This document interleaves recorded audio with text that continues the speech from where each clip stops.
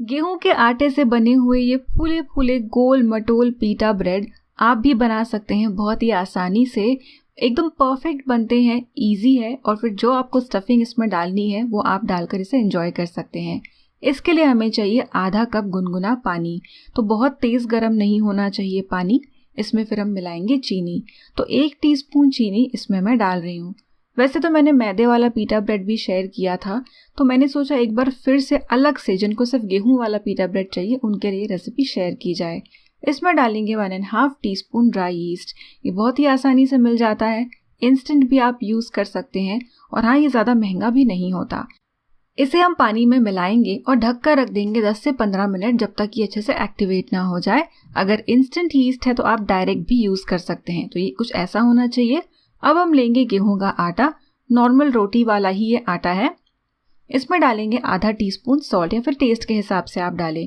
अब बहुत बार लोग मुझसे जब भी गेहूं के आटे की बेकिंग रेसिपीज़ होती है तो पूछते हैं कि आटा कौन सा है। तो हम लोकवान नाम का जो गेहूं होता है वो खरीद कर लाते हैं और चक्की से उसे पिसवा कर लेते हैं। यीस्ट का मिक्सचर हमने डाल दिया है आटे में। अब इसके बाद डालेंगे तेल।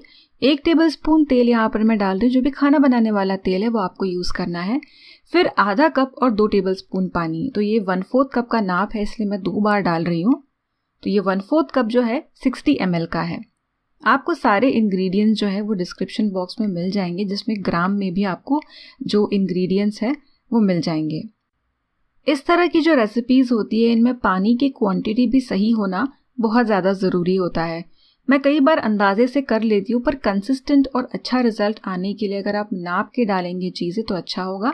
यहाँ पर मैं ये हैंड बीटर यूज़ कर रही हूँ। ये कंपलसरी नहीं है, हाथ से आप ये आटा गूंद सकते हैं, पर हाँ, चिपचिपा होगा तो सूखा आटा और ना मिलाएं। ये चिपचिपा ही होता है। हाथ से 10 से 15 मिनट, और ऐसी कोई मशीन या स्टैंड मिक्सर आपके पास है तो 5 से 7 मिनट, इतना आपको इसे गूंदना है। इसमें डालेंगे थोड़ा सा तेल, ताकि हम इस आटे को केवल इकट्ठा कर पाए। ये जो ऊपर से हमने तेल डाला है, हमें इसमें ये आटा गूंदना नहीं है। केवल जो साइड्स में चिपका हुआ है बोल पर, वो निकाल कर ऐसे स्मूथ एक गोला बनाने के लिए हमें इस तेल की ज़रूरत है। अब इसे 1 से 2 घंटे, या जब तक कि डबल नहीं हो जाता, हम ढककर रख देंगे। ठंड के मौसम में ज़्यादा टाइम लगेगा, गर्मियों में ये 40 से 50 मिनट में भी हो सकता है। अब ये जो डो है अच्छे से फूल गया है। इसे बोल में से हम निकाल के काउंटर पर डाल लेंगे। ये चिपकता है तो हम सूखा आटा जो है उसका यूज़ करेंगे। अब ये 2 कप गेहूं के आटे से जो मैंने डो बनाया है, इसके हम 8 टुकड़े करेंगे। तो पहले मैं इसे आधे में डिवाइड कर रही हूँ। इसे भी हल्का सा रोल करेंगे। अब मैं अंदाजे से कट कर रही हूँ। आपको एग्जैक्ट नाप के चाहिए तो आप वेइंग मशीन यूज़ कर सकते हैं। अब एक एक लोई हम उठाएंगे और ऐसे बाहर से अंदर की तरफ इसे फोल्ड करेंगे। अगर ये आपके हाथों पर चिपकता है तो आप सूखा आटा यूज़ करें। तो इसको ऐसे आप स्मूथ कर लें। अब इसके बाद आटा ही लगाकर आपको इसे बेलना है। इसकी मोटाई बहुत ज़्यादा नहीं होनी चाहिए और ना ही एकदम पतला होना चाहिए। तो आपको एक आइडिया आ जाएगा, जैसे हम हमारे लच्छा पराठा या नॉर्मली पराठे बनाते हैं थोड़े से मोटे, उतना मोटा हमें इसे बेलना है। अगर ये चिपकने लगता है तो हल्का हल्का आप आटा इसके ऊपर लगा दें। इसी तरह से बाकी के पीटा ब्रेड भी आप बेल लें। तो एक समय पर आपके अवन में जितने आ सकते हैं आप उतने बेलें, या फिर अगर आपको गैस पर इसे सेकना है तो जैसे आप रोटी एक बनाते हैं फिर सेकते हैं, वैसे भी आप कर सकते हैं। तो मैं आपको ये भी बताने वाली हूँ कि बिना अवन के पीटा ब्रेड कैसे बनाया जा सकता है। पीटा ब्रेड बनाने के लिए अवन ही हो ऐसा ज़रूरी नहीं है। मैं अवन यूज़ कर रही हूँ, इसलिए मैं अवन की ट्रे पर इसे रख रही हूँ।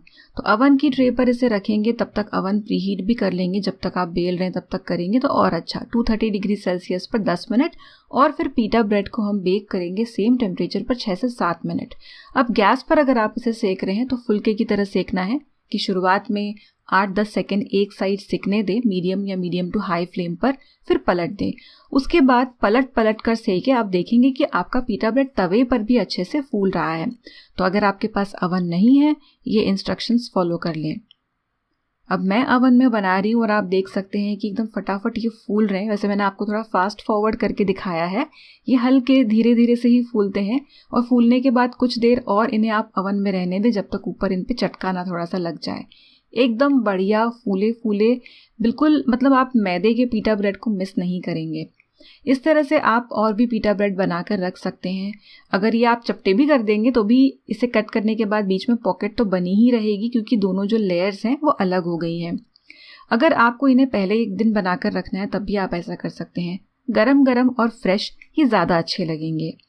अब इसके बाद आपको इसे कट करके जो भी रेसिपी आपको इससे बनानी है, जैसे आप फलाफल इसके अंदर डाल सकते हैं, डिफरेंट टाइप्स ऑफ सैलड्स डाल सकते हैं, जैसे आप बनाना चाहें इन्हें। जैसे रोल हम बनाते हैं ना, रोल के अंदर जो चीज़ें डालते हैं वो भी सारी आप इसमें डाल के इनोवेटिव रेसिपीज़ बना सकते हैं। देखिए इसकी पॉकेट्स कितनी अच्छी बन गई है। अब मैंने एक सैलड बनाया है जो मैं इसके अंदर डालने वाली हूँ, तो इस सैलड की रेसिपी भी अगर आपको चाहिए तो कमेंट करके मुझे बताना। तो ये बढ़िया सा सैलड इसमें डाल दिया है और ये कॉम्बिनेशन इतना कमाल का है ना, और गेहूं का आटा भी है, इसमें सारी हेल्दी चीज़ें हैं, तो रेस्टोरेंट स्टाइल खाना वो भी इजीली आप घर पर एंजॉय कर सकते हैं।